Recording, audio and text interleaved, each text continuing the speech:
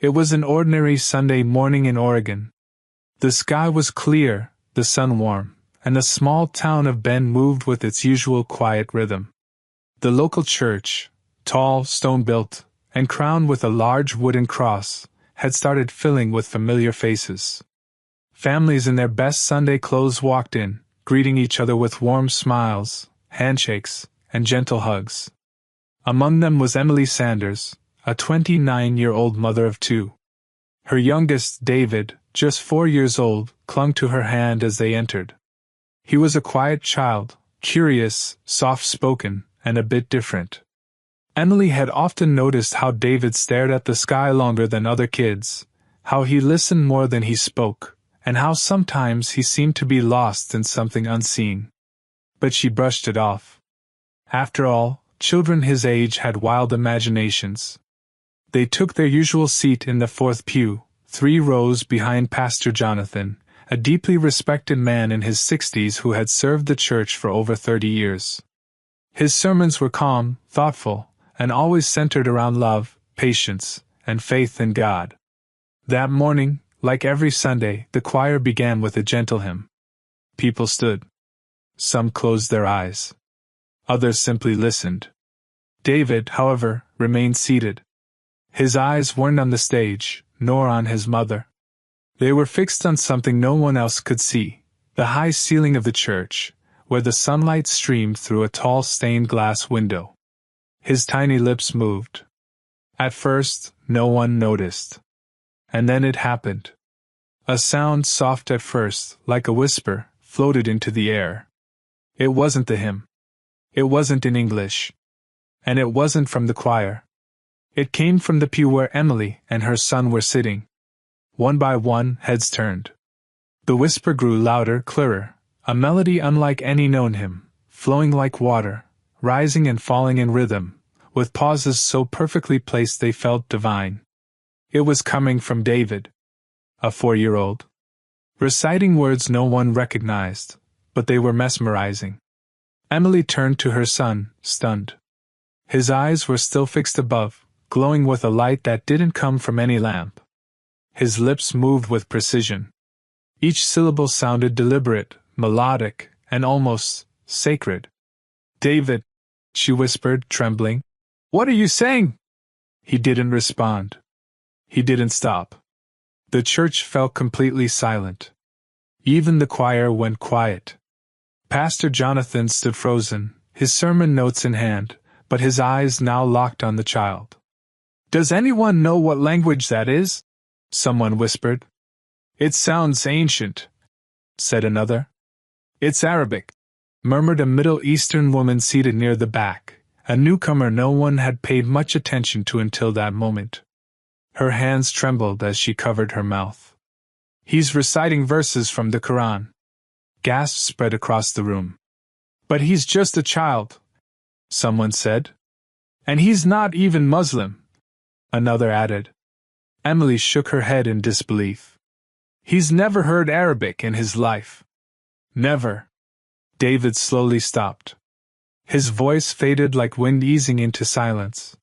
He blinked, looked around at the sea of stunned faces, and then turned to his mother. "Did you hear it too, Mommy?" he asked softly. "Hear what, sweetheart?" "The light," he said, smiling gently. "It was talking to me." The church meeting was cancelled that day. People left confused, some in awe, others afraid. Rumors spread like wildfire across town. That afternoon, Pastor Jonathan sat in his office, replaying the audio from the church's CCTV. He had ordered the tech team to retrieve it immediately. There it was again, David's voice, clearly reciting something none of them taught him. Jonathan paused the audio and leaned back, eyes wide, heart thudding. "Either this is the most elaborate trick I've ever seen," he muttered, "or something far greater is happening." He called Emily to come meet him. She arrived holding David's hand, visibly shaken. "I need to ask," Pastor Jonathan said carefully. "Has David ever been exposed to Arabic, or the Qur'an?" "No, never," Emily said firmly. "We're not even religious. We come here for community." David doesn't even know what the Qur'an is. David was playing with a wooden cross on Jonathan's desk, quietly humming. Then he suddenly spoke. They were words of light. I saw a man made of brightness. He told me to speak them. Jonathan froze. What kind of man, David? He had no face. David said simply. Just light. All light. And he told me these are the words of truth. Emily looked terrified. Jonathan, a man of deep faith in the Bible, suddenly felt his world tremble. 1,000 thoughts stormed through his mind. What if this child was being shown something? What if they were missing the truth because of fear? He tried to brush the thoughts away. But they wouldn't leave. That evening, Emily tucked David into bed. She didn't know what to believe anymore. Her hands trembled as she held his tiny fingers. David, she whispered, are you okay? He smiled. Yes, Mommy. The light said it's just the beginning. Outside, a storm gathered in the sky, but inside that small house, a miracle had already begun. And the world had no idea what was coming next. The next morning arrived with an unsettling calm. Emily hadn't slept. Every time she closed her eyes, she saw David, glowing, reciting, and speaking of the light. It didn't feel like a dream anymore. It felt like she was caught in something she didn't understand. She found herself scrolling through online forums at 3 a.m., typing phrases like, child speaks unknown language, Christian boy recites foreign scripture, Quran verses in dreams. Nothing made sense. Nothing could explain her 4-year-old reciting sacred words from a book he'd never seen. When David woke up, he was cheerful, calm, even. As if nothing unusual had happened. He sat at the breakfast table with his cereal and asked, Mommy, can we go to the church again today?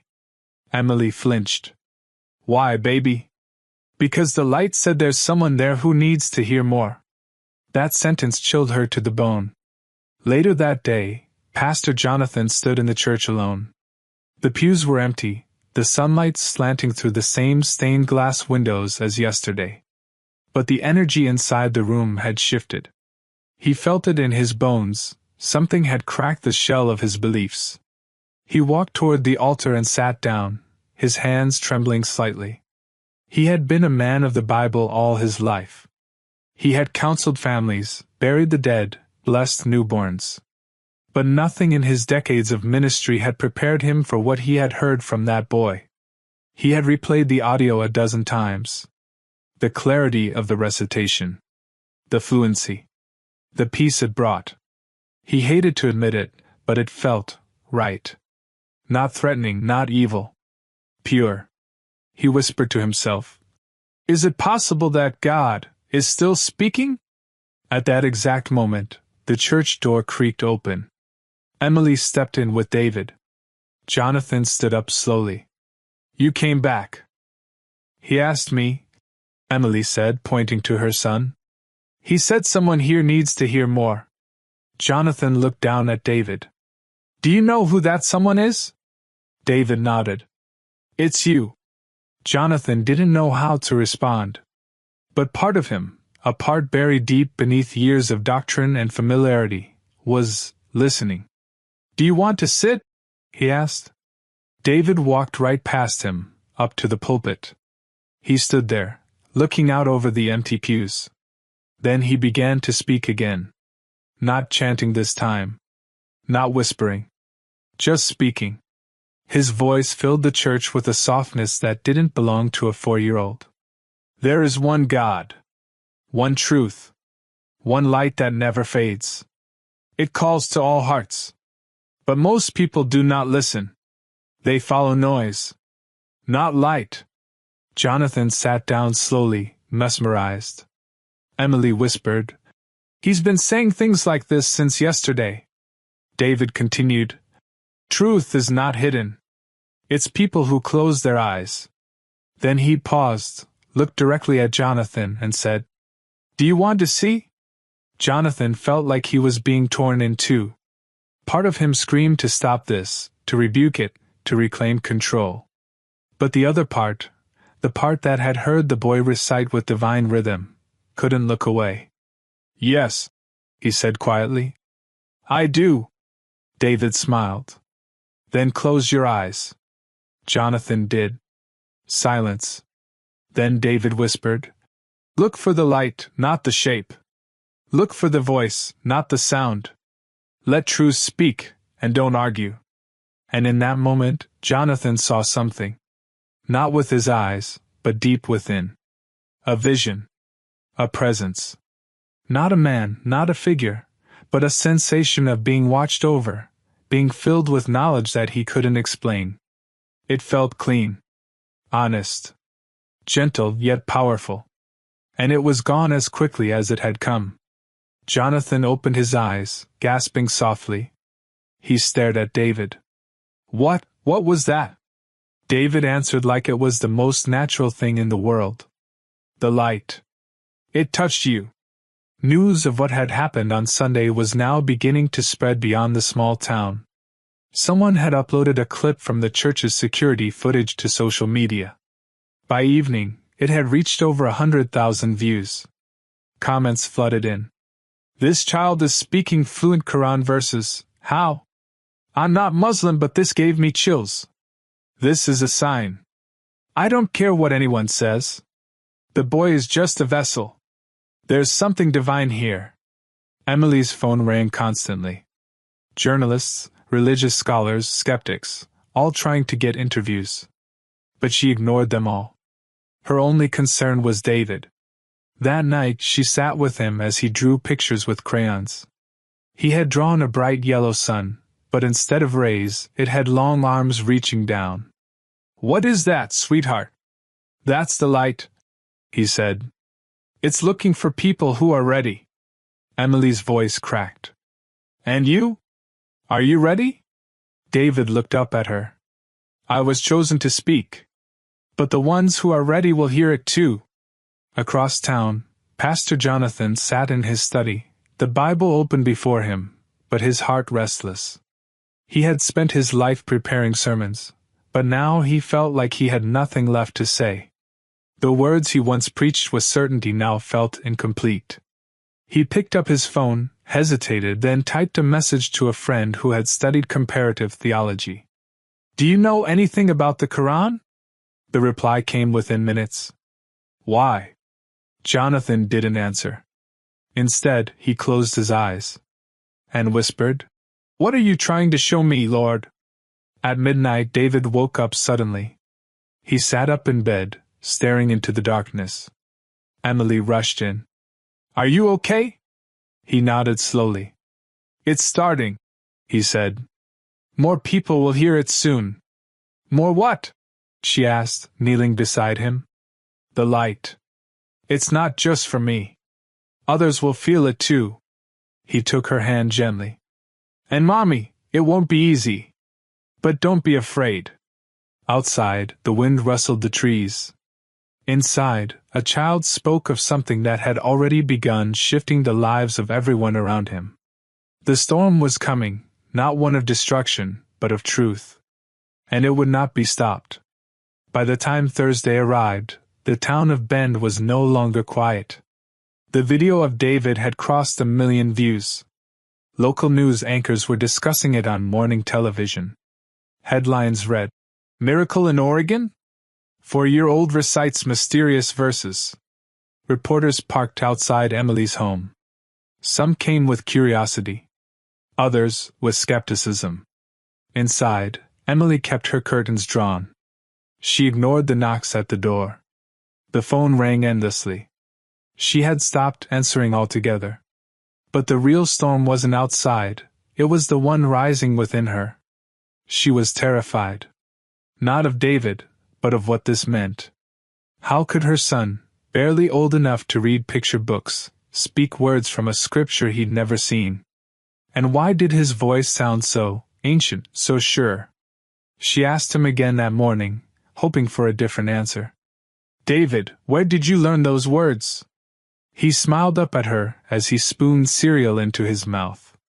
I didn't learn them. I remembered them. From where?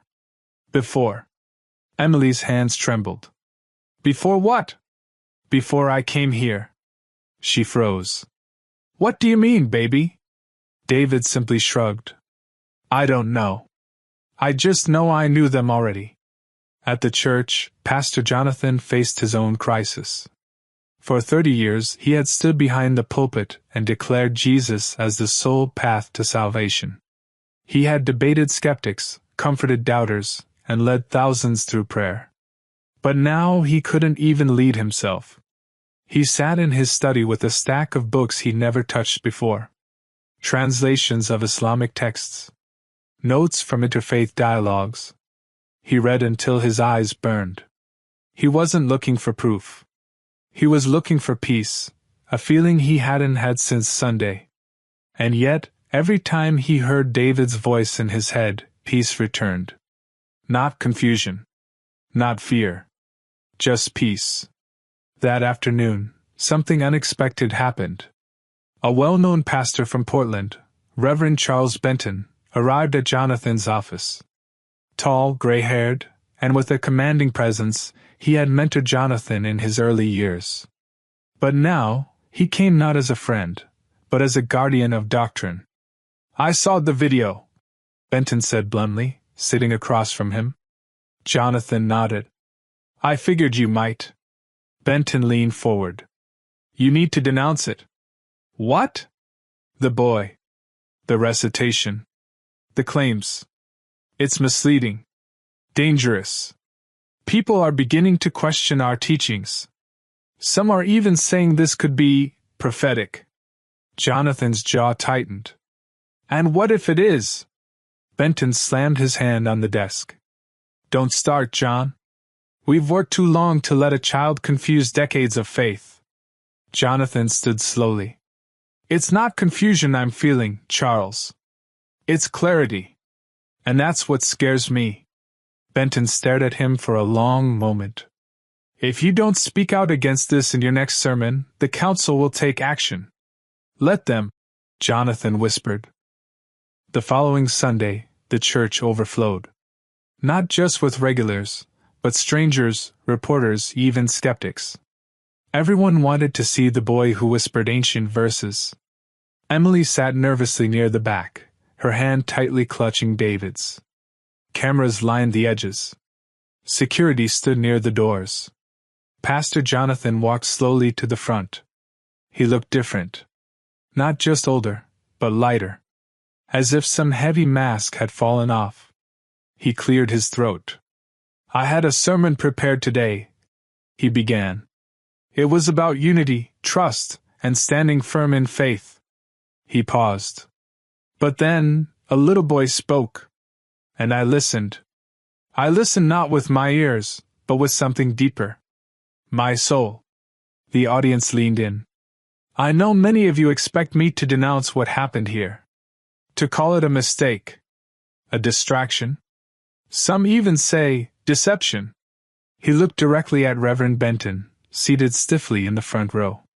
But I won't. Gasps echoed. I won't, because I've felt something I can't explain. And for once, I'm not going to fight it with theology.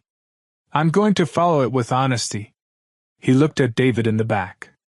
Truth doesn't threaten faith. It refines it. It doesn't destroy, it reveals. There was silence. Then David stood. The 4-year-old boy walked down the aisle slowly. Alone. Confident. Like he wasn't walking to the front of a church, but toward destiny. He stopped next to Jonathan. Jonathan whispered, Would you like to speak? David nodded. He turned to the microphone, looked at the sea of faces, and said softly, Do not be afraid of light. It only scares those who live too long in shadows. Outside the church, the wind picked up. Clouds gathered, and a strange hush fell over the town. Inside, no one moved. David's voice grew stronger. Truth is older than books. Older than languages. Older than churches.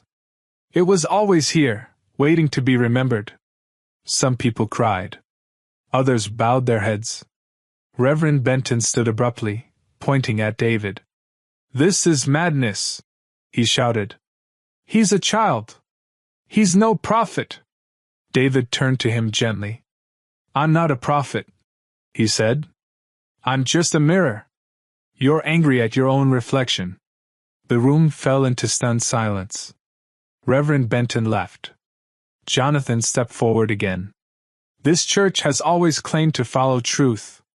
If that's still true, we listen now." The church that day became something else. Not a house of doctrine, but a place of awakening. People stayed after for hours, talking, crying, questioning everything. Some read passages they had never dared to touch. Others prayed, not for answers, but for courage to seek them. And Emily, sitting in the corner with tear-filled eyes, whispered into David's ear, "How did you know what to say?" He looked up at her and said, "I didn't. The light did." That night, Pastor Jonathan closed the church alone. He turned off the lights, locked the doors, and walked into the parking lot.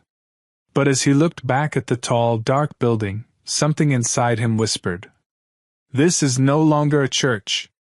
That night, the town of Bend didn't sleep. The video of David's second public appearance, where he stood before the full congregation and spoke of truth older than books, had gone viral. Again. But this time, the reaction was different. This wasn't just a child's innocent recital. This was a direct confrontation. A child calling out religious hypocrisy. A boy challenging centuries-old beliefs with the voice of someone far beyond his years. The internet exploded. Who taught him this? What's happening in that church? This child is not normal. Something divine is speaking through him. But with the awe came the backlash. Some called it blasphemy. Some called it witchcraft. Others claimed the child was possessed. Dozens of emails poured into the church. Some begged for guidance. Others demanded the child be silenced. And then came the threats. At first, they were anonymous emails. Then handwritten letters left at the church door. Emily received one on her windshield at the grocery store. It read, "Keep the boy quiet, or we will." That night, she sat in the living room with all the lights off, holding David close to her chest.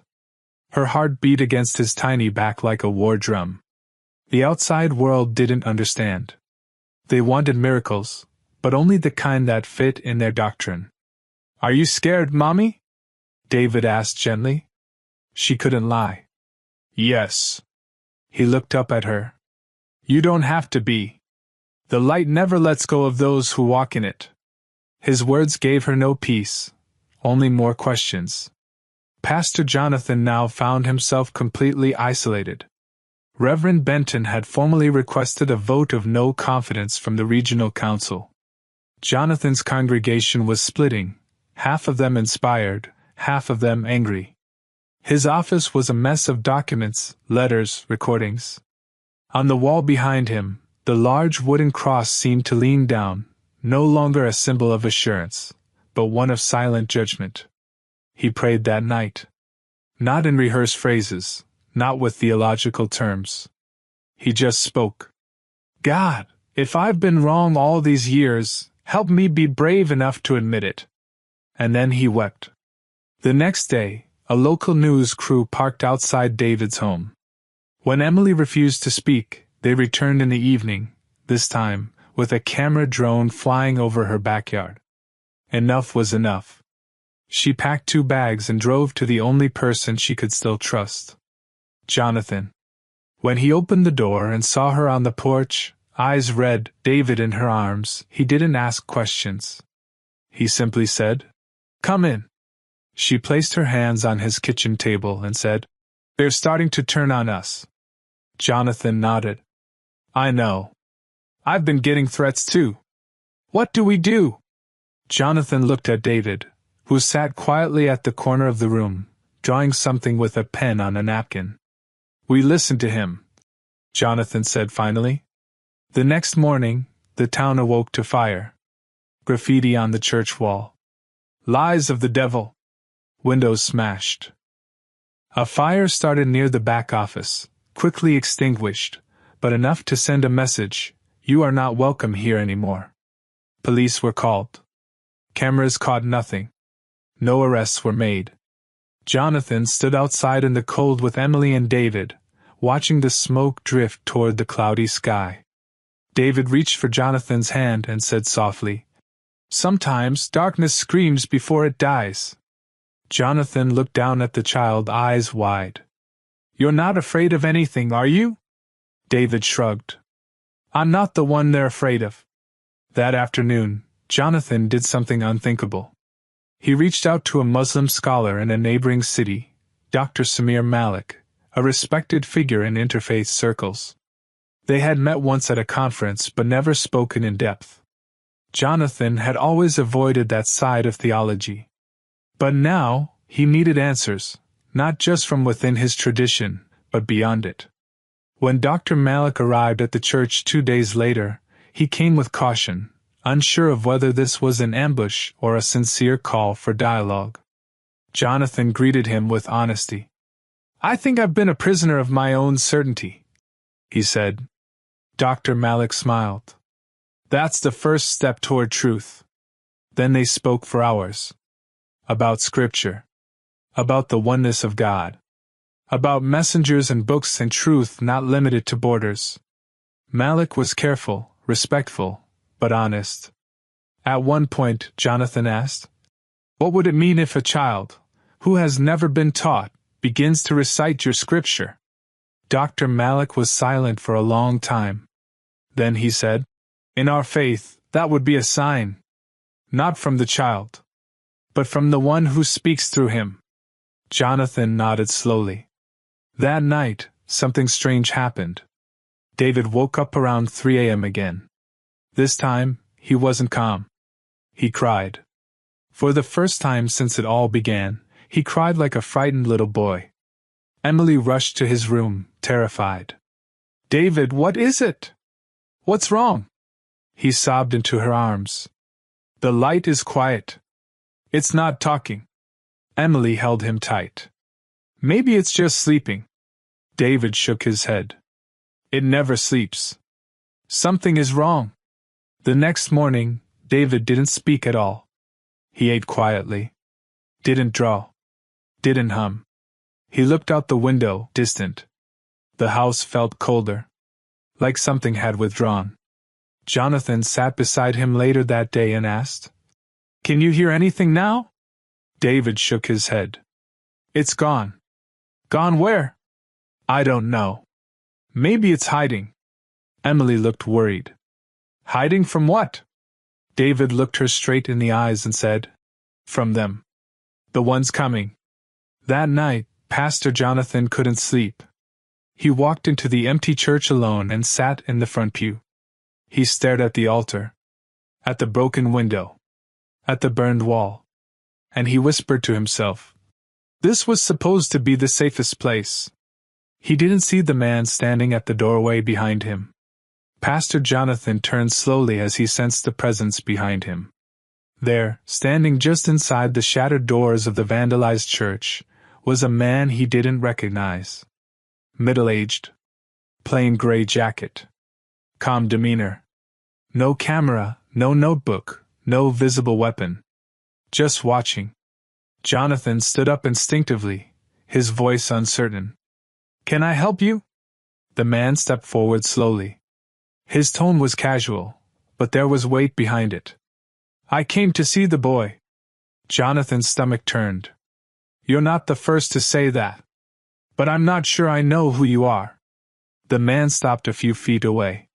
"You don't. And that's probably for the best." Jonathan glanced toward the hallway where David sometimes played after services. Empty. "I don't think it's a good time," Jonathan said firmly. The man gave a thin smile. "You think you're protecting him. But what if the danger isn't from outside? What if it's from inside him?" Jonathan frowned. "Excuse me?" The man stepped closer. "You think this is a miracle. But I've seen these patterns before. I've worked for people who study them." Now Jonathan's eyes narrowed. "Who do you work for?" No answer.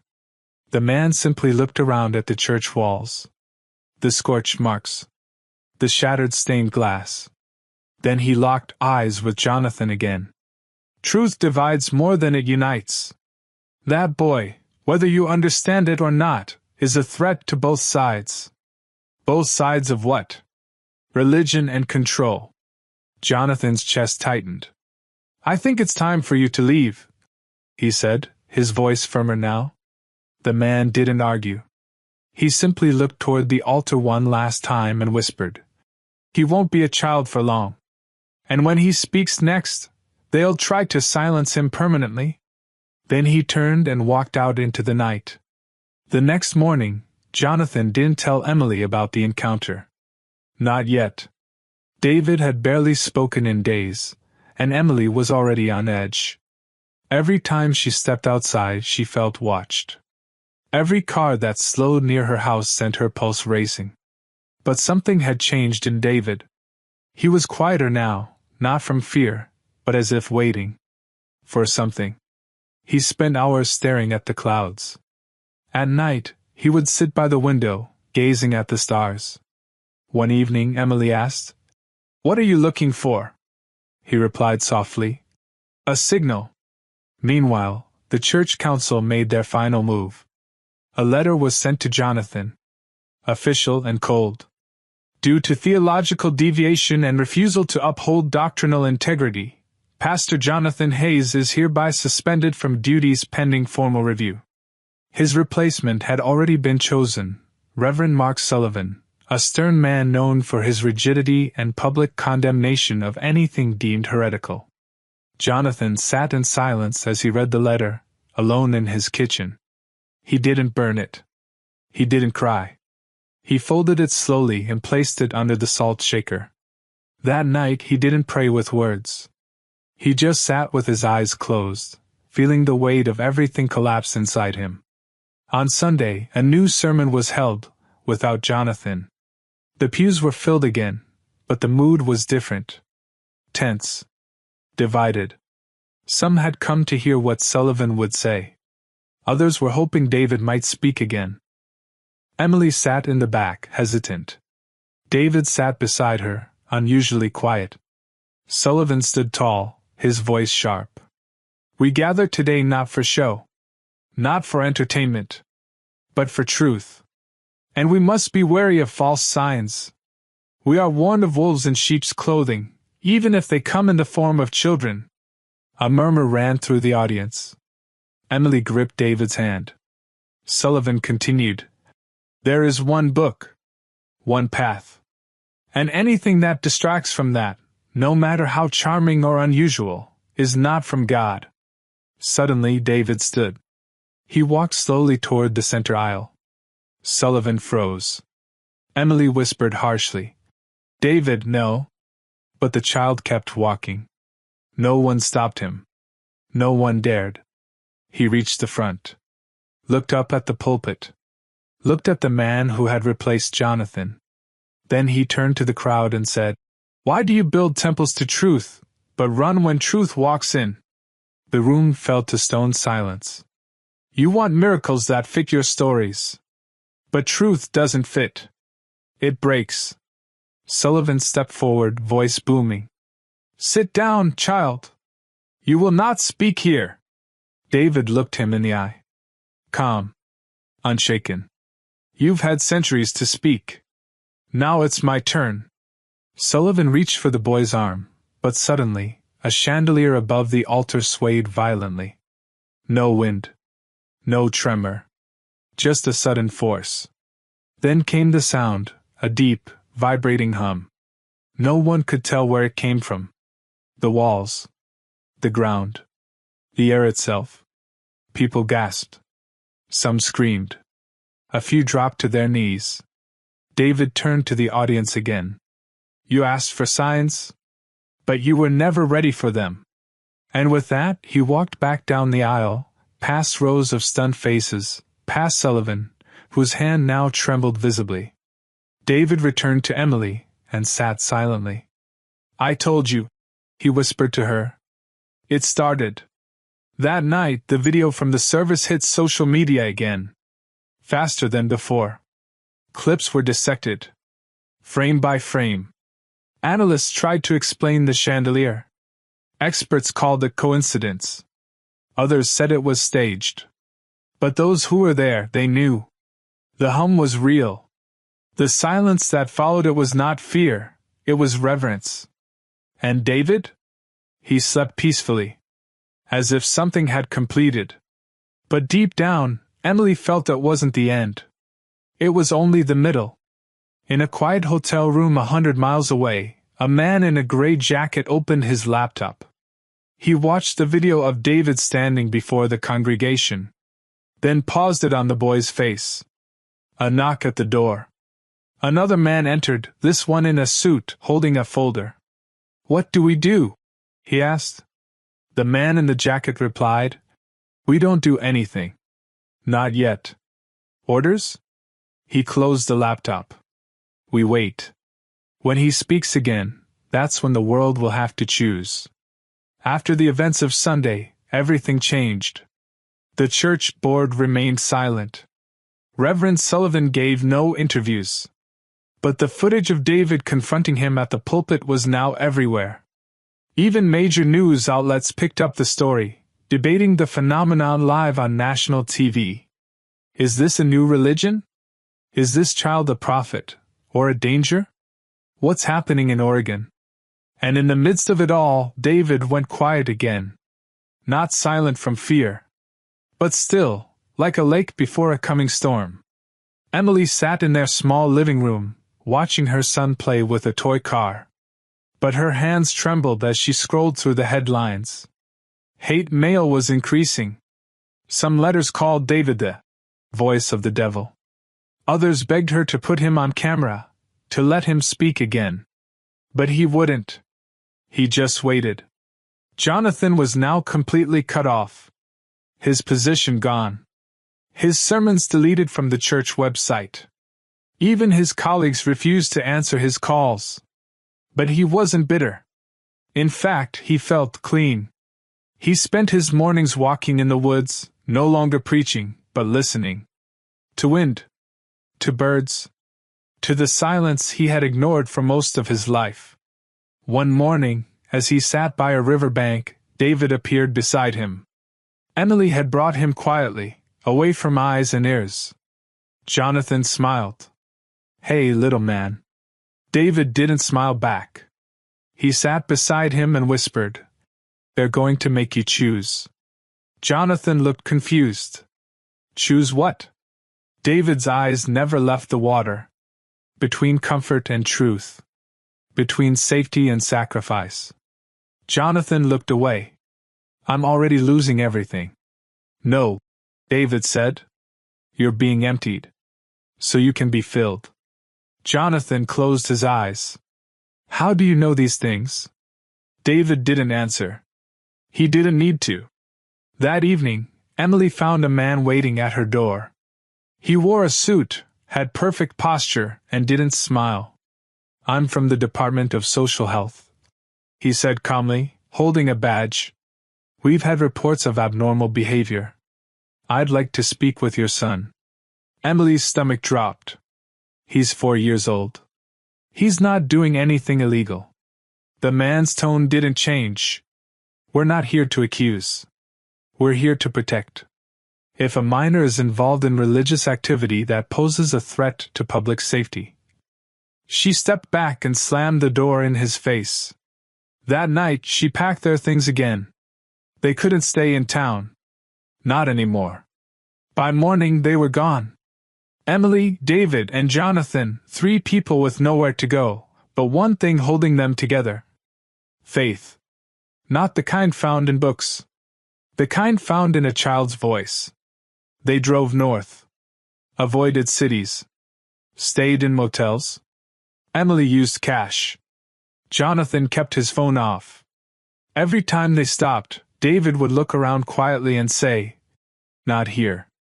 Finally, one evening, as they passed through a foggy forest road near the coast, David sat up in the back seat. "Here." Emily pulled over. The place was small, an abandoned cabin near the edge of a forest. Broken porch. Dusty windows. But David smiled as he stepped inside. This place is safe. They settled in. It wasn't comfortable, but it was quiet. Peaceful. David began drawing again. Humming. Speaking gently to himself. Emily asked him, "Is the light back?" David nodded. It never left. It was just waiting. For 3 days nothing happened. Then, on the 4th night, David woke up screaming. Emily rushed to him, heart pounding. "What is it?" He clutched her shirt, eyes wide. "They saw me." "Who?" "They'd been watching. And now, they're coming." Before Emily could speak, they heard it, a soft engine in the distance. Then headlights. A black SUV pulled up just past the trees. Jonathan peeked out the side window. "Government plates." Emily's voice cracked. "They found us." David stood calmly. "We can't hide anymore." Jonathan stepped forward. "Then we tell them the truth." David looked at him. "No. We show them." The SUV doors opened. 2 men in dark suits. Calm. No weapons visible. One spoke. "We don't mean harm.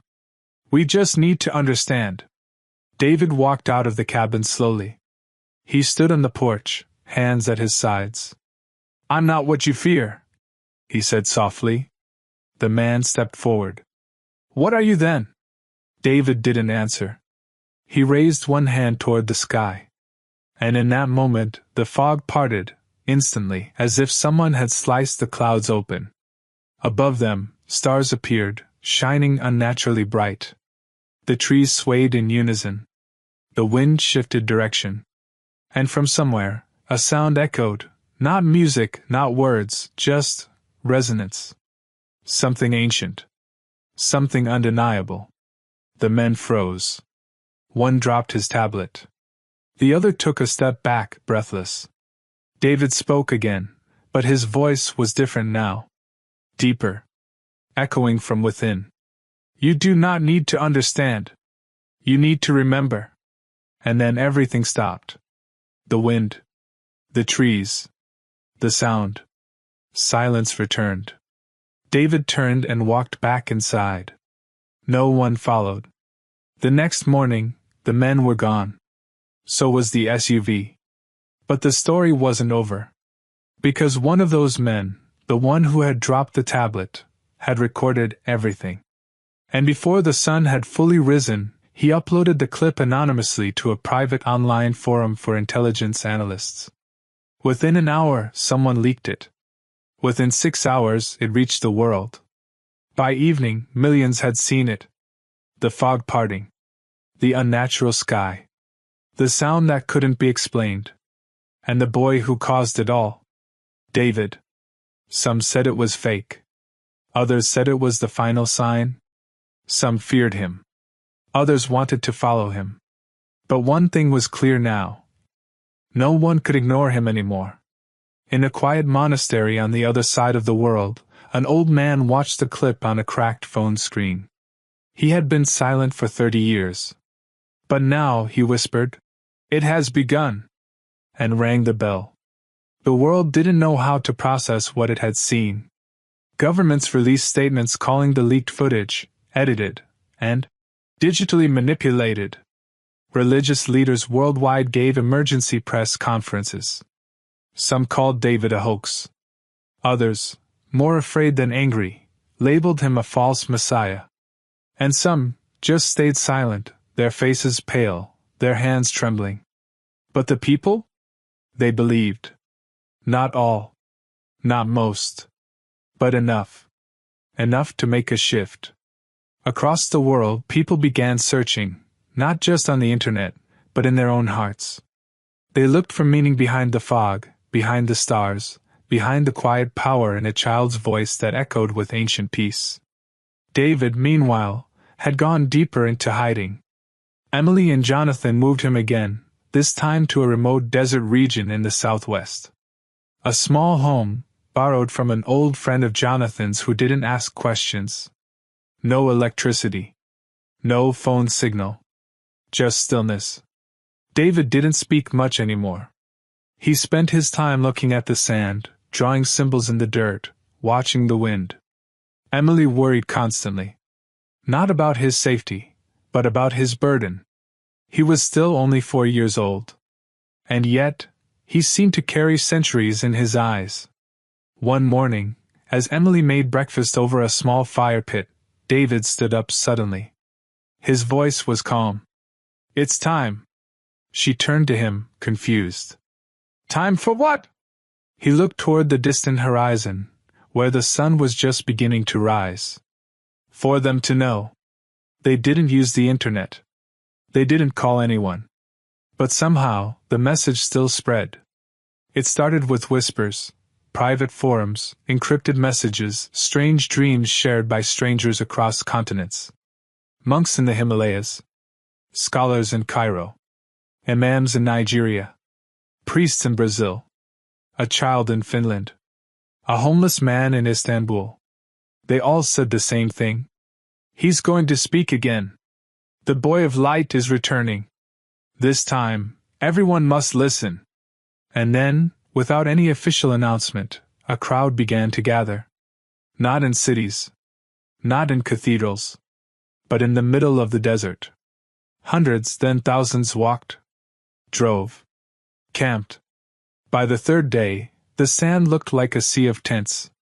No signs. No sponsors. No stages. Just people, waiting for a child. Emily stood at the edge of the growing crowd, heart pounding. "I don't understand," she whispered to Jonathan. "How did they all know where to come?" Jonathan looked at her, his voice steady.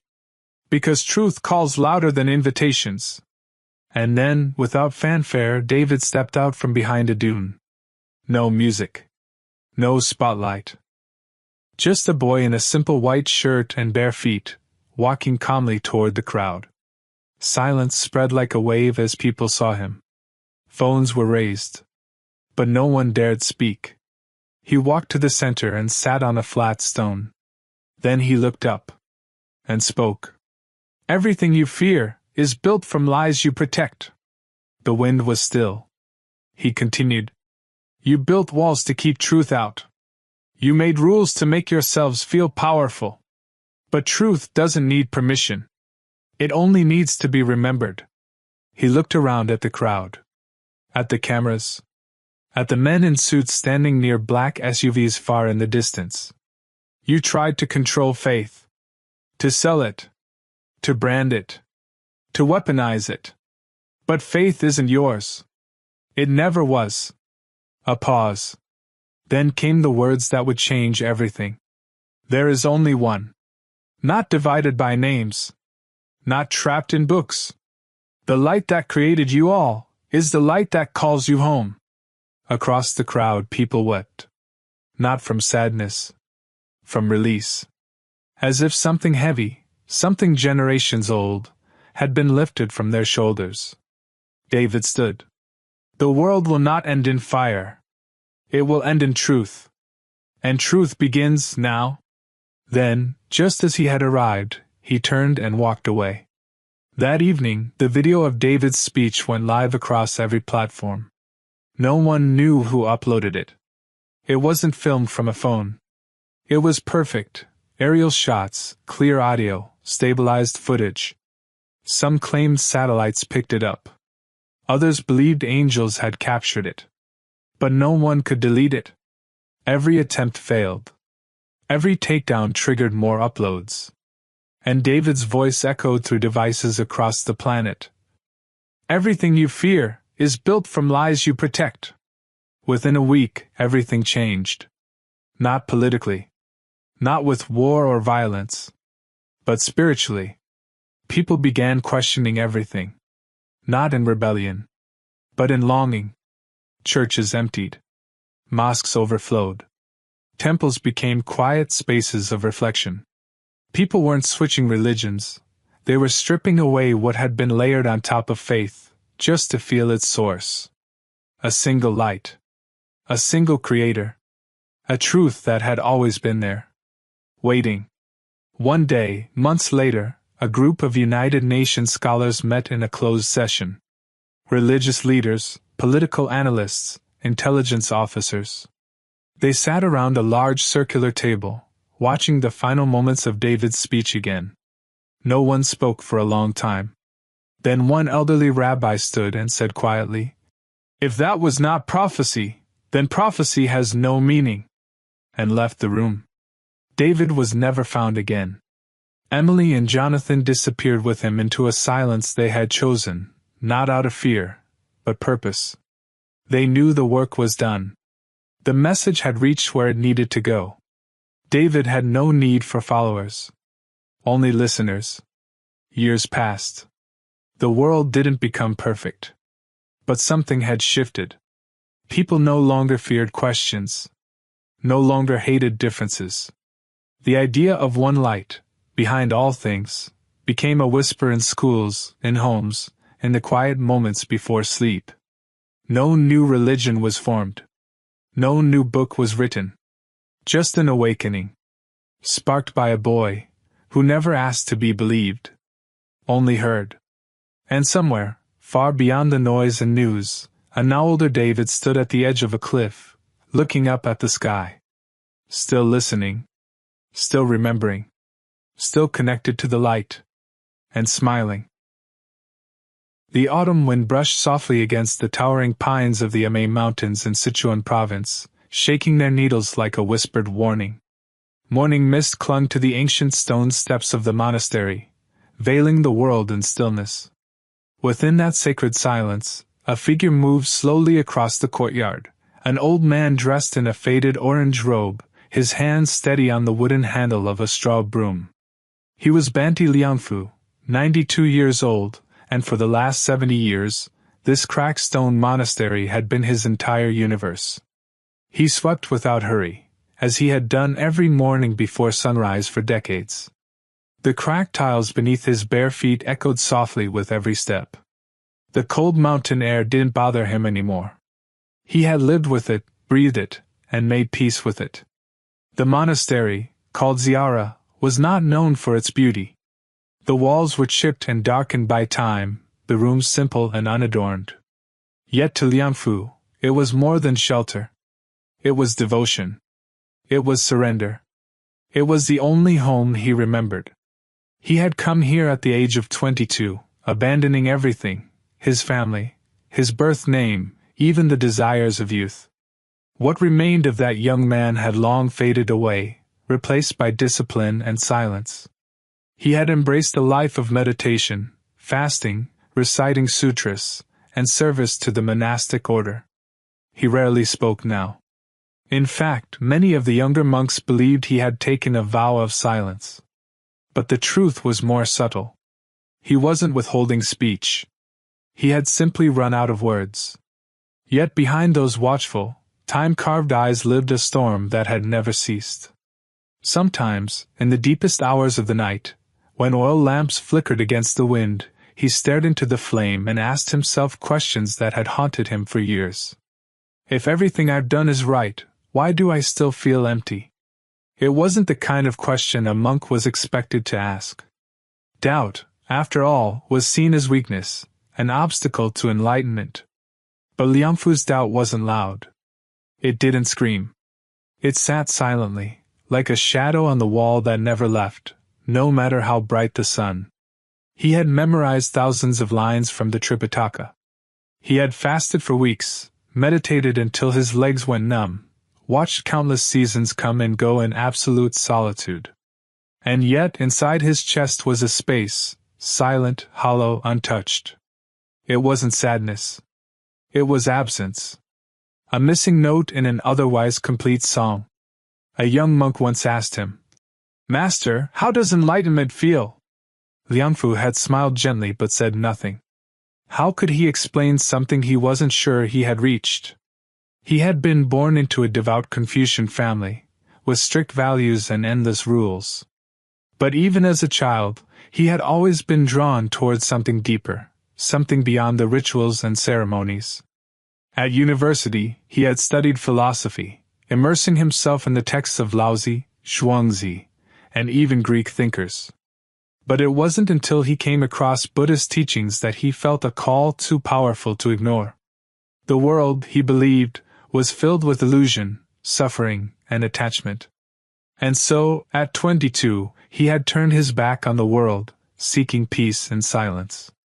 For decades, his face adorned the covers of local spiritual texts. He became a figure of reverence. The younger monks called him the guardian of serenity. But Liangfu knew that titles were like incense smoke, sweet, fleeting, and ultimately empty. Inside, he was still searching. Once, in a dream, he found himself walking endlessly through a dark corridor with no exit. Another time, during meditation, he saw his soul as a tiny speck drifting aimlessly across a vast, colorless ocean. Was this the enlightenment he had been promised? Or was it something else, something he had missed entirely? Then one morning, everything changed. He was cleaning the old monastery library, brushing dust from shelves filled with ancient, unread texts.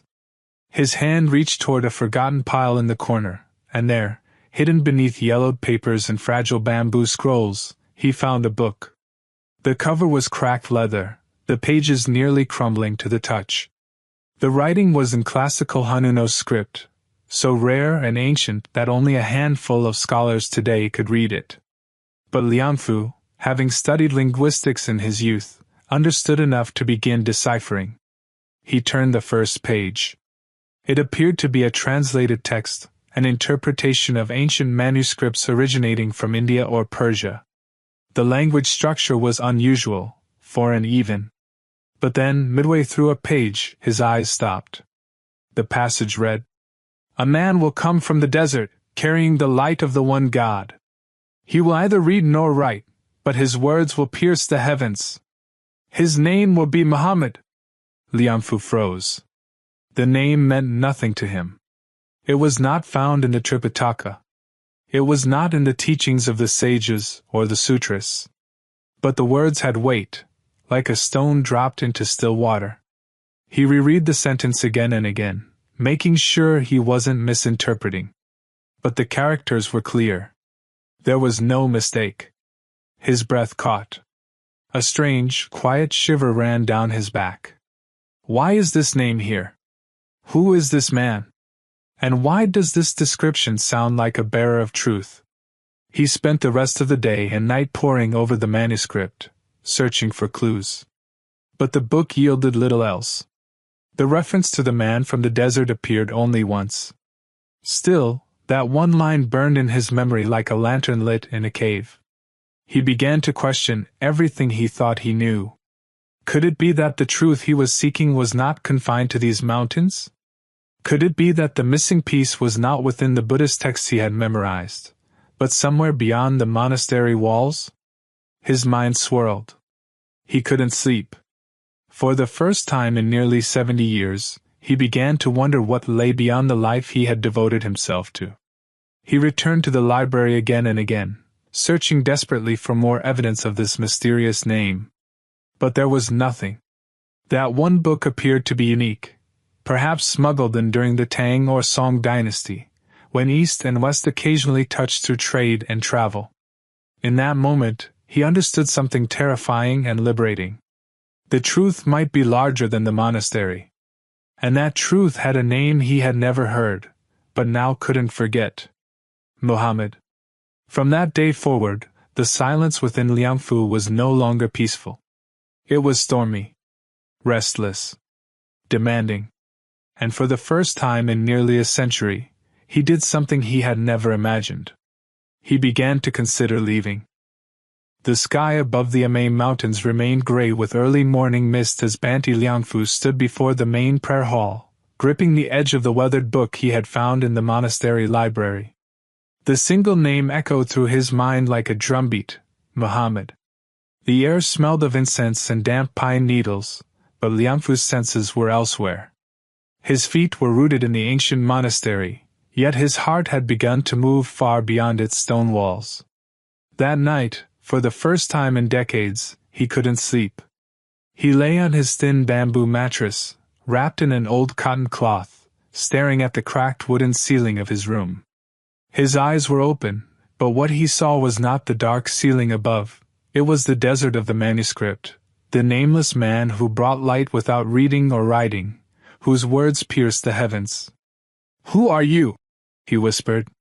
The silence gave no reply, but the name remained. The questions multiplied. Why would a Buddhist manuscript, possibly ancient and Indian in origin, mention such a figure? Why had no one ever spoken of this man in all the years he had studied, meditated, taught?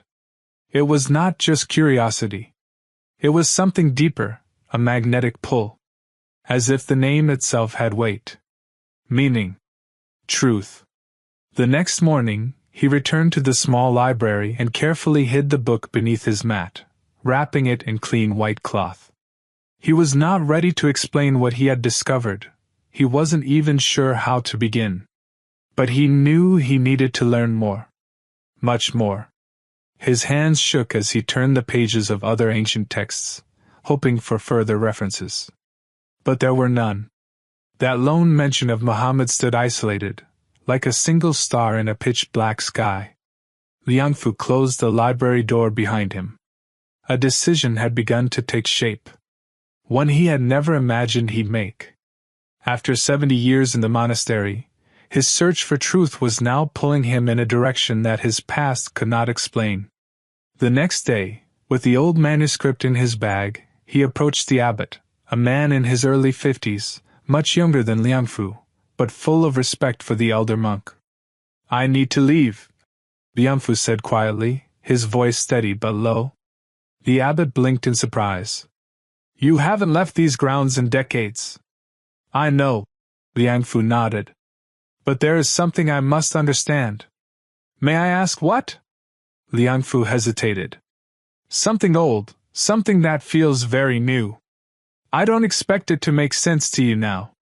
The abbot looked at him with concern but didn't press. He could sense that whatever was driving Liang Fu was not a passing impulse. The following morning, dressed in his worn orange robe and with only a few belongings, the manuscript, a spare cloth, and a pouch of coins, Liang Fu walked down the winding path of the mountain. He paused often, not from fatigue but from awe.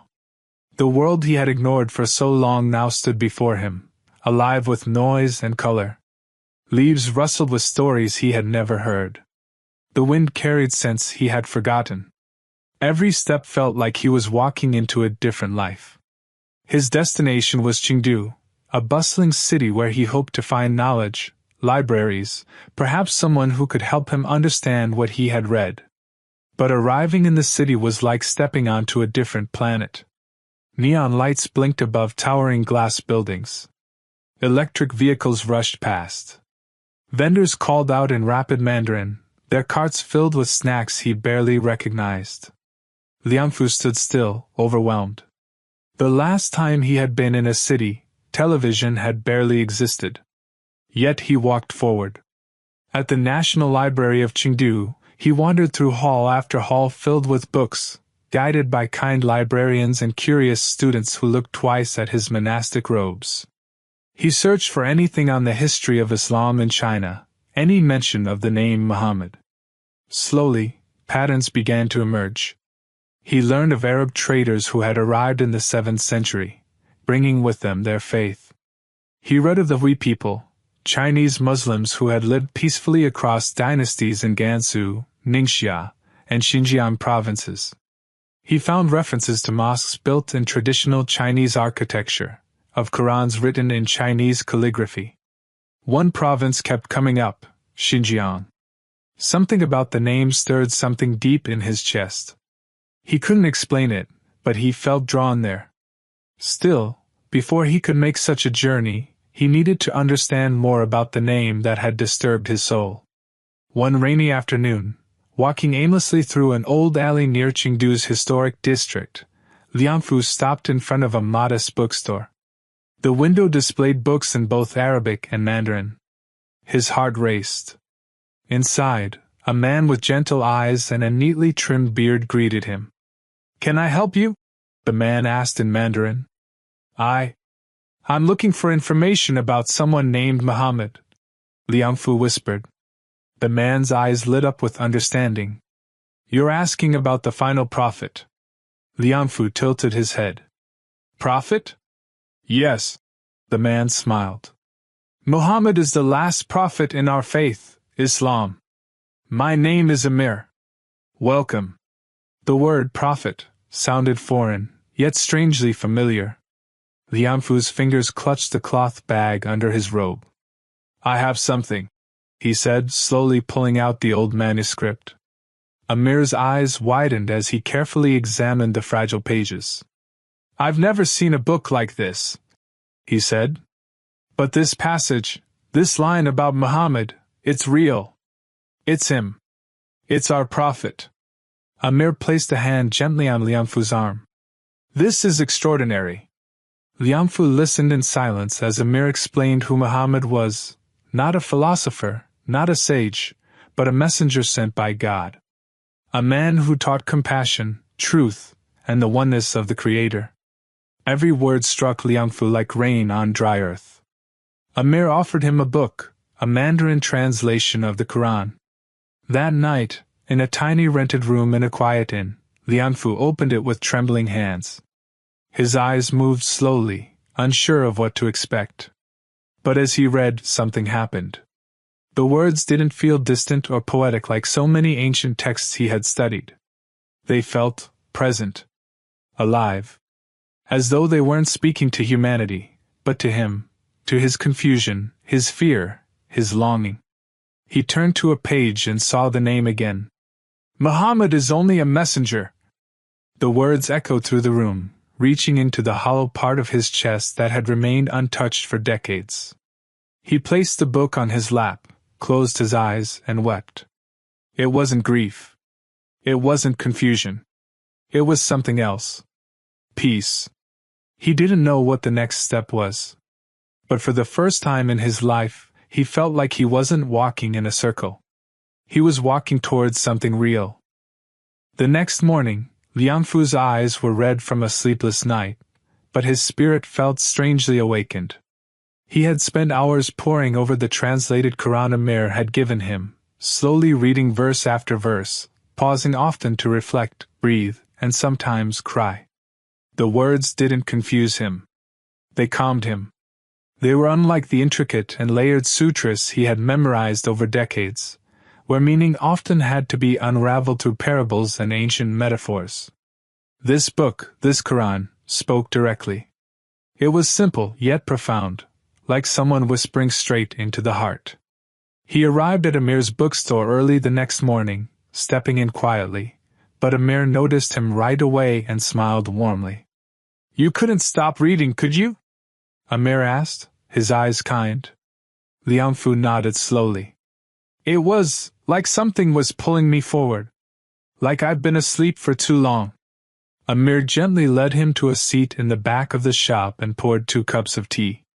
As they sat, Amir began to explain more, not just about the Prophet Muhammad, but about the essence of Islam, the belief in one God, the purpose of life, the role of prophets across time.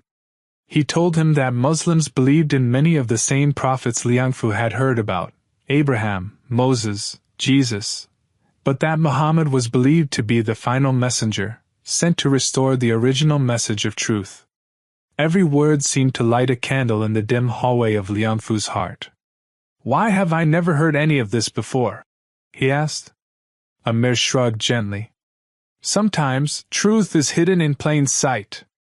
It waits for the one who truly seeks it. Later that afternoon, Amir invited Liangfu to visit a mosque on the outskirts of Chengdu. It wasn't a grand building with golden domes or towering minarets. It was tucked between rows of simple homes, a wooden structure with green-painted beams and a roof shaped like a traditional Chinese pagoda. As they stepped inside, Liangfu felt something shift. It was quiet, but alive. There was no chanting, no statues, no incense. Just people, ordinary men in modest clothes, greeting one another with warmth and humility. Some sat in quiet prayer. Others smiled and waved at Amir, noticing the elderly man in a saffron robe beside him, but offering no judgment, only gentle nods of acknowledgement. Lianfu sat in a corner as the Friday sermon began. The Imam, an elderly man named Yusuf, spoke in Mandarin, delivering a khutbah that Lianfu could understand, at least partially. He didn't grasp every theological term, but some words stood out and rang deeply: mercy, repentance, sincerity, oneness, humility. Then came the prayer. Lianfu watched as the congregation stood, bowed, and prostrated. It was unlike anything he had seen. There were no elaborate gestures, no musical recitations, no golden altars, only a quiet, synchronized rhythm of submission. The moment they placed their foreheads on the ground, something stirred in him. It was an act of surrender, not just of the body, but of the soul. It was as if the very movement whispered, "I am small, and you are great." After the prayer ended, the Imam approached him kindly. "I heard you've been reading the Qur'an," he said. Lianfu nodded. "Do you have questions?" "I have many," Lianfu admitted. "But one keeps repeating, why does my heart tremble when I hear the name Muhammad?" Imam Yusuf smiled gently and gestured toward the mosque's quiet courtyard. "Let's sit," he said. Under the shade of an old plum tree, they spoke for nearly an hour. The Imam explained how Muslims viewed Muhammad, not as a god, but as a human chosen to carry the final message.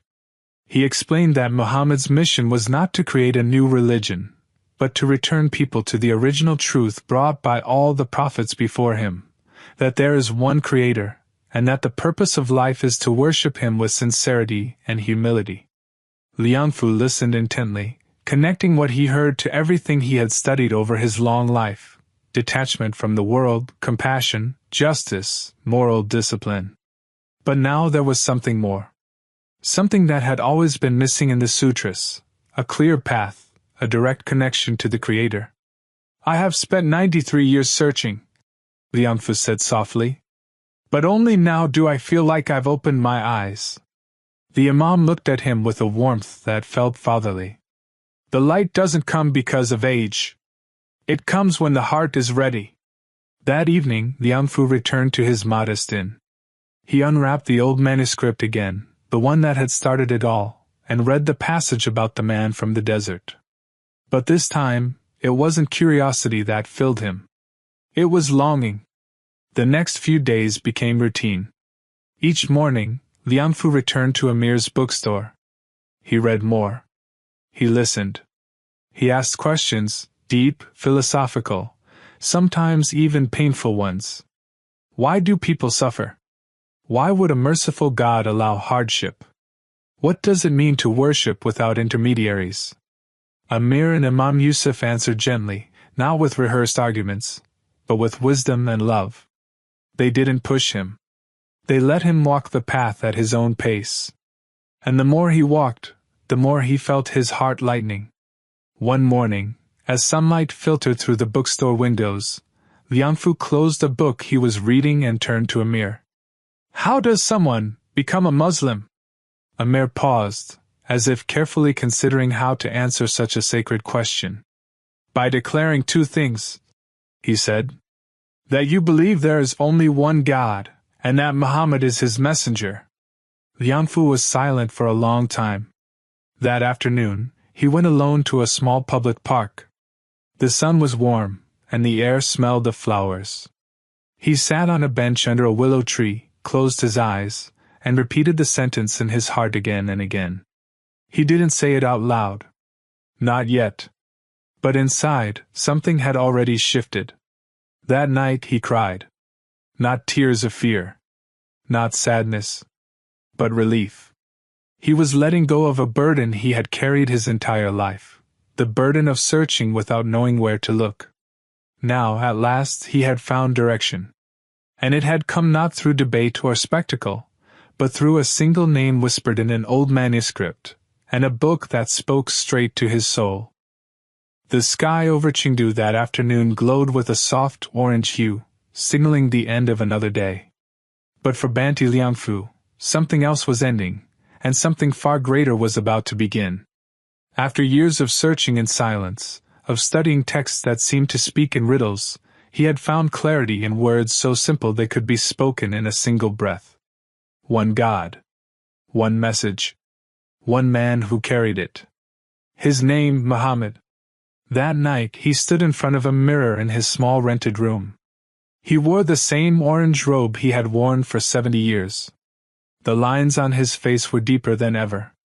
His back was more hunched. But in his eyes there was something new. Something that hadn't been there for decades, fire. For so long, he had walked the line between faith and emptiness, between tradition and doubt. But now, that line had vanished. There was no more confusion. He would no longer stand between two beliefs. He had made up his mind. As the sun began to dip below the skyline, Liangfu walked slowly toward the mosque at the edge of the city, the same place where he had first watched the congregation prostrate in worship. The streets were quieter now. The city buzz was dimming. And in his heart, a calmness took its place. He had known many kinds of silence in his life. The silence of mountains. The silence of deep meditation. The silence of unanswered questions. But this was different. This silence was full. When he reached the mosque, Amir was already there.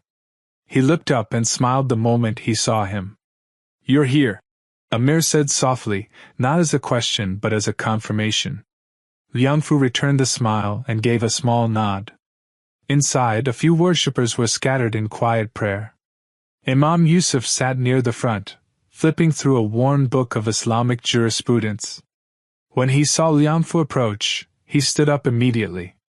"I am ready," Liangfu said. The Imam's eyes shone. He gently took Liangfu's hand and helped him sit cross-legged across from him. Amir sat nearby, unable to hide his emotion. No words were spoken for a long moment. There was just silence, thick, sacred, like the moment before a storm of peace. Then, with a firm but tender voice, Imam Yusuf began reciting the declaration of faith. "I bear witness that there is no God but God, and I bear witness that Muhammad is his messenger." Liangfu repeated the words, slowly, carefully, with the kind of reverence a man might use to whisper a secret he's carried for a lifetime. When he finished, the room fell still. Then, one by one, tears began to fall, from Amir, from the Imam, from the few worshippers who had gathered around to witness something they knew they would never forget. Liangfu bowed his head, overwhelmed. For the first time in his life, he didn't feel like a monk, or a teacher, or even a seeker. He felt like a servant. Of truth. Of peace. Of God. There was no ceremony. No applause. Just sincere smiles, heartfelt embraces, and a new brotherhood that welcomed him like he had always belonged. That night, he sat alone in his room, staring at the Qur'an Amir had given him. But this time, he wasn't reading as a visitor. He was reading as a believer. The words no longer seemed foreign. They spoke to him like an old friend, one he'd somehow known before ever meeting. He turned to the chapter titled, Mary, reading the story of Jesus' miraculous birth.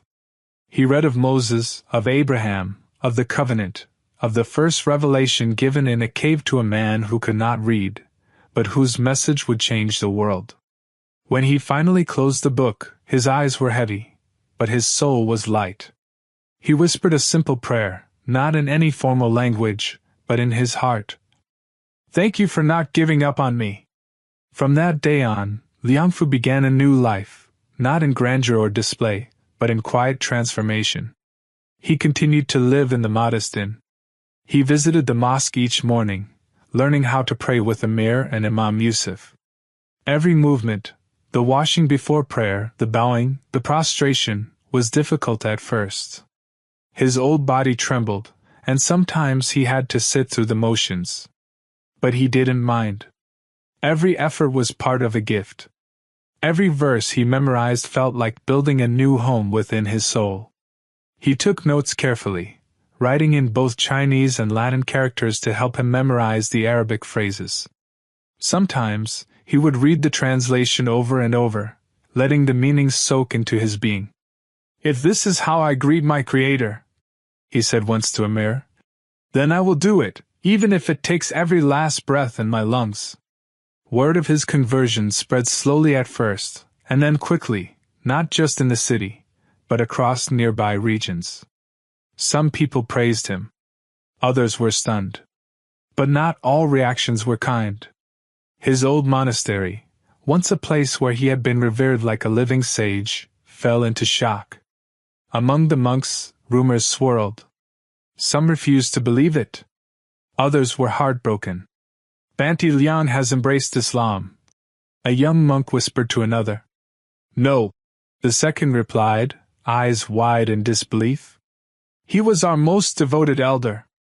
Within days, the abbot of the monastery, Master Tianhui, a lifelong friend of Liangfu's, called for a private meeting with the senior monks. He sat cross-legged on a mat, his expression stern, his voice restrained but tight. "Is it true?" he asked the monk who had traveled into the city and seen it with his own eyes. "Yes, master. I saw it myself." He prayed in their mosque. He said their declaration of faith with conviction. Tianhui was silent for a long time. He stared ahead, his mind spinning with memories, of the boy who had entered the monastery with eyes full of wonder, of the man who had become their wisest teacher, of the friend he had meditated beside for half a century. Back in the city, Liangfu continued his quiet life. He wasn't trying to prove anything. He wasn't preaching, debating, or justifying his choice. He simply lived, peacefully, prayerfully, purposefully. Then one day, a knock came at the door. When he opened it, his heart froze. Standing there in monastic robes was Tianhui. They stared at each other for a long moment. Neither spoke. "May I come in?" Tianhui finally asked. Liangfu stepped aside. There was no tea. No formality. Just the sound of silence between two men who had once shared a life. After what felt like forever, Tianhui asked, "Why?" Liangfu looked down at his hands, now fragile and veined. He took a breath. "I searched, Tian. I searched with all my heart. I never turned my back on truth. But for the first time, I found peace where I never thought to look." "We walked the same path for so long," Tianhui said, his voice breaking.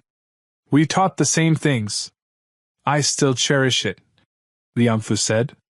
"But truth is not loyalty to the past. It's loyalty to what the heart knows is right." Tianhui looked at him, and for a moment said nothing. But in his eyes something softened. "I will not stop you," he said, standing slowly. "But you will always be my brother." Liangfu smiled through tears. "And you mine." As Tianhui left, Liangfu sat back down on the floor, feeling a mix of sorrow and freedom. He knew that some goodbyes are not betrayals. They are simply the price of truth. That night, he wrote in his notebook, "I have crossed the threshold. I have left behind the world I built for 70 years. Not out of anger. Not out of rebellion. But because I finally found what I was looking for, a peace that does not vanish when the chanting ends. A light that does not flicker with doubt. A home that does not require walls." The days that followed Tianhui's visit passed quietly, but something had changed within Liangfu. It wasn't just his belief, it was his entire sense of being. He no longer moved like a man questioning everything. He moved like someone who had arrived. He began waking before dawn, not just from habit but from anticipation. He performed ablutions slowly, carefully, washing each part of his body with the same respect he had once given to the ancient monastery rituals. Then he would face the Qibla, stand as straight as his aging spine allowed, and whisper the opening verse of prayer in the soft morning darkness. He no longer stumbled over the words. The verses weren't just memorized, they were absorbed. They had become part of him. Each time he bowed, it was as though he was surrendering not just his body, but every unanswered question of his past. And each time he pressed his forehead to the floor, it felt like a reunion, not a foreign act of ritual, but the return of a soul to its source. On some mornings, Amir would join him at the mosque. Other times, Imam Yusuf would sit with him after the prayer and explain deeper meanings of the verses he'd read. "You've come far in a short time," the Imam remarked one day. "But what's more beautiful is how far you're willing to go." Liang Fu simply smiled. Then one day, something unexpected happened. A group of young monks from his former monastery arrived quietly at his door. They sat cross-legged on the floor, their eyes lowered respectfully. They had heard the rumors. They had seen the news. Some had read the article in the spiritual magazine that spoke of an old Buddhist monk who had found Islam through a mysterious manuscript. But they hadn't come to debate. They hadn't come to argue or plead with him to return. They had come to understand. Liang Fu welcomed them warmly, sitting among them not as a master, but as a fellow traveler. He spoke to them the way he wished someone had spoken to him when he was younger, gently, honestly, without ego. He told them the story of the manuscript, of the first time he saw the name Muhammad, and how that single moment had unraveled 70 years of quiet doubt. One of the youngest monks, barely in his 20s, had tears in his eyes as Liang Fu described the Prophet's kindness, his humility, and the forgiveness he extended even to his enemies. "Is this what you call true love?" the boy asked, voice trembling. Liang Fu placed a hand over his chest. "Yes. Love that doesn't enslave, but sets the heart free."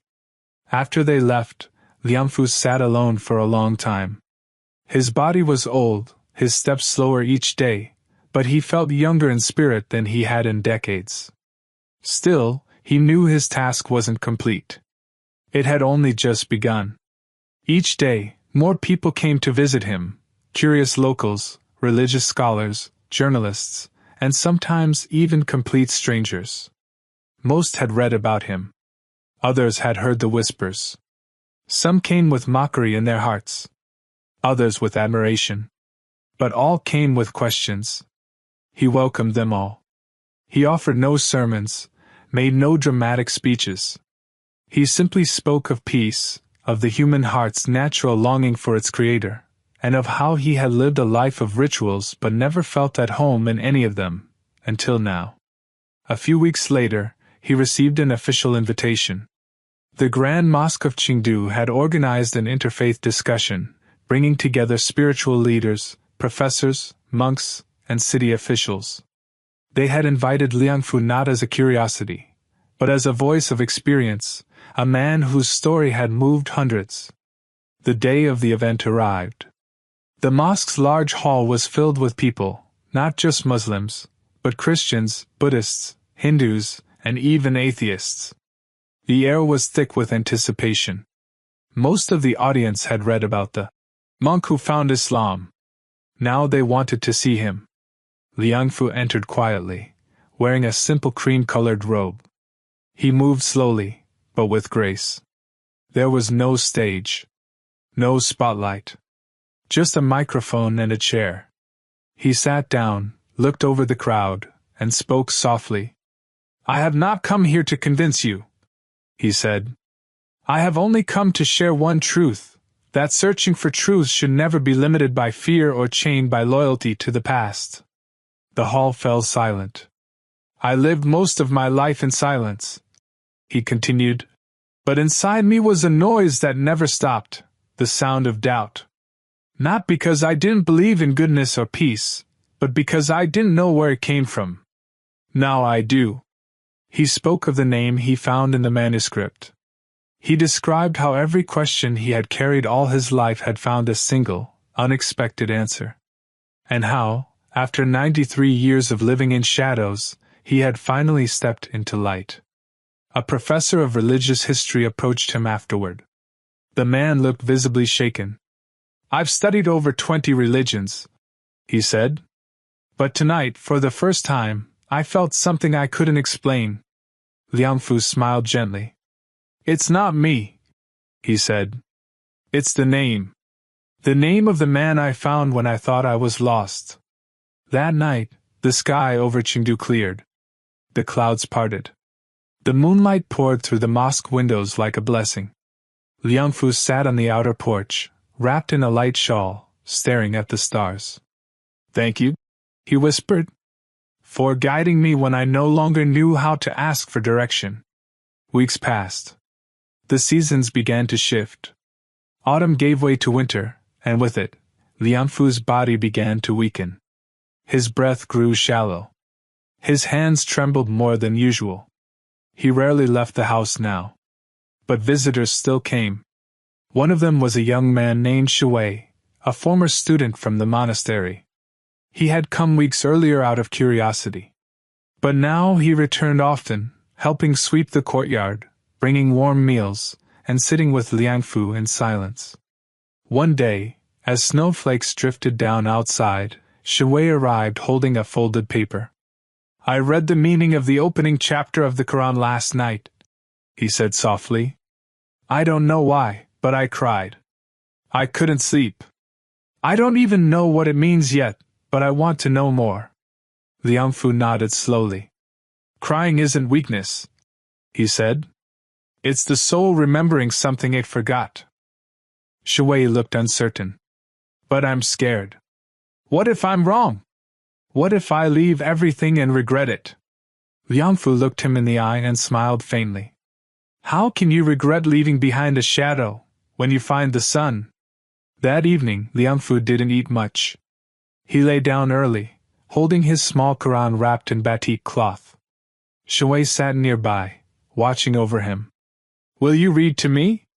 Liang Fu asked quietly. "Read the chapter you cried over." Shui opened the paper and began to read the translation of the opening chapter, about mercy, compassion, guidance, and the path of those favored, not of those who go astray. When he finished, Liang Fu whispered, "Beautiful. So close, so close." The next morning, when Shui returned, the room was quiet. Liang Fu had passed in his sleep, still in his prayer position, with a soft smile on his lips. There were no wails. Only hushed weeping. The funeral was simple. Imam Yusuf led the prayer.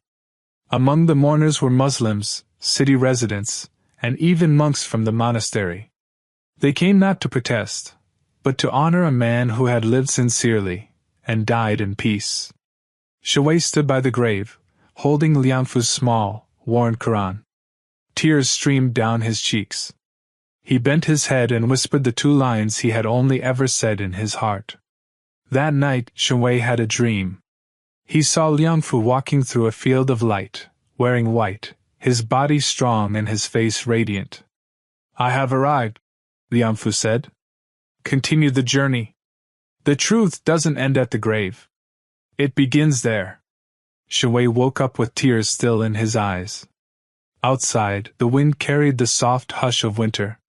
And in a quiet corner of Chengdu, the light Liang Fu carried continued to shine, not in his breath, but in the hearts he had touched. In the weeks following Banti Liang Fu's passing, the city of Chengdu felt quieter somehow, not because of sound, but because a light had dimmed. Not a literal one, but a presence. For those who had met him, spoken to him, or even just heard his story, Liang Fu was more than an old monk who changed his path late in life. He was a mirror, showing what it meant to seek with sincerity, to surrender without fear, and to love truth more than comfort. His passing did not go unnoticed. The story of the 93-year-old former Buddhist monk who found peace in Islam spread not only across Sichuan province but across online platforms, spiritual forums, and even into academic circles. Articles were written. Videos were made. Some called him courageous. Others called him a traitor. But the noise didn't matter to those who truly understood him, especially to one young man, Shui. Shui visited Liang Fu's grave every week. Sometimes he brought flowers. Sometimes he brought silence. But every time, he brought his heart. The words Liang Fu had spoken to him that last winter evening before his death remained etched in his memory. "How can you regret leaving behind a shadow when you find the sun?" Shui had not yet said the declaration of faith publicly. He was still learning, still hesitating. not because he doubted the truth, but because crossing that line meant letting go of everything he had been taught since childhood. He was afraid not of the new, but of disappointing the old.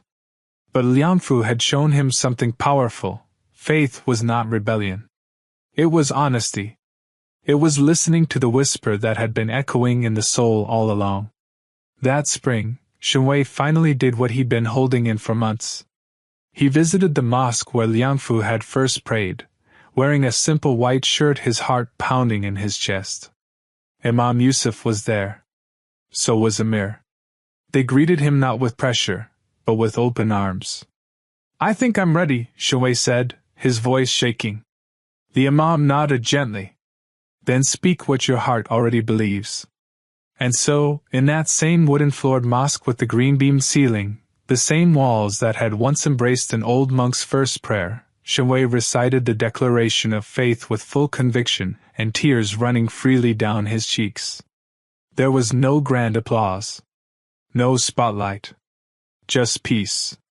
Later that week, the city government approved the construction of a small memorial park in front of the mosque. At the center, a modest stone was placed, engraved with the following words: "Here once lived a seeker of truth. From the monastery to the prayer mat. From silence to light. Liangfu, 1930 to 2023. No titles. No fanfare. Just a name, 2 dates, and a journey summarized in 1 sentence. But for those who knew him, that was enough." One of those people was a journalist named Zhong, the same man who had interviewed Liangfu months before his death. He returned to write a follow-up story, speaking to the Imam, Amir, Shuwei, and even local monks who had known Liangfu for decades.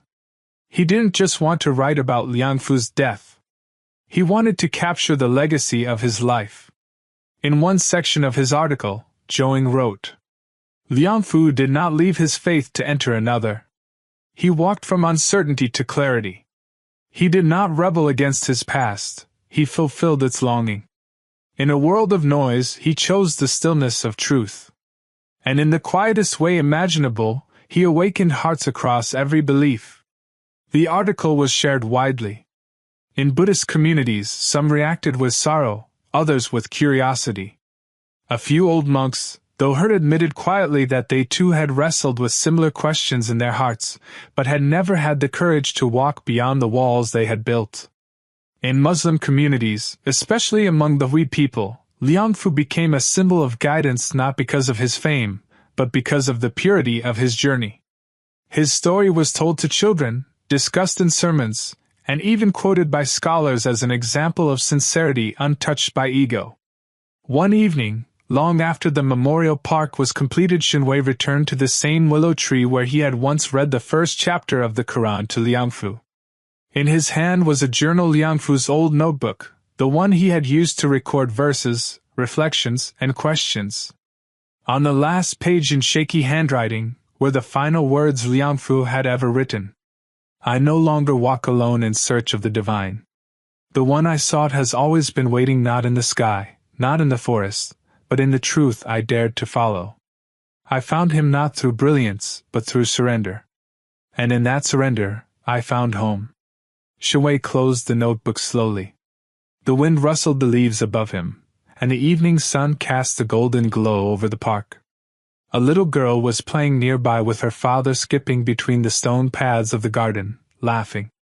An old couple sat quietly beneath a plum tree, watching the sky turn colors. A young man was reading under the archway. No one seemed to notice Shuwei sitting there with tears in his eyes, but he didn't need them to. This was his moment. His connection, his continuation of a story that had begun long before he ever met Liangfu. And somewhere beyond this world, in a realm not visible to human eyes, a soul that had once worn orange robes walked freely, no longer burdened by doubt or pain. He had found his final home. Not made of stone or scripture, but of peace, of light, of truth.